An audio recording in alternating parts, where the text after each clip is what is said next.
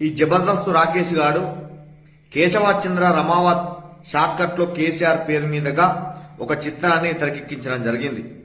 ఈ చిత్రాన్ని తెరకెక్కించడం కంటే ముందు కేటీఆర్ దగ్గర, హరీష్ రావు దగ్గర అనేక రకాలుగా సాయం పొంది పైసలు తీసుకుని ఇవాళ కేసీఆర్ పేరు మీదుగా ఒక చిత్రాన్ని తెరకెక్కించడం జరిగింది.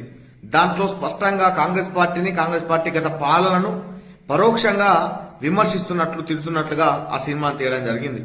ఈ సందర్భంగా ఈ సినిమా తీసినటువంటి లుచ్చానా కొడుకు రమావత్ రాకేష్ గారిని, అలియాస్ జబర్దస్త్ రాకేష్ గారిని నేను అడుగుతా ఉన్నా, సిగ్గు శరం ఉంటే, చీము నెత్తురు లజ్జామానం ఉంటే నువ్వు సినిమా తీసుకున్నప్పుడు ఎదుటి పార్టీని గౌరవించాలి. ఎదుటి పార్టీకి కూడా కార్యకర్తలు ఉండరు, నాయకులు ఉండరు, అభిమానులు ఉండరు, వారి యొక్క మనోభావాలను గౌరవించాలని చెప్పి సంస్కారం నీకుండేది.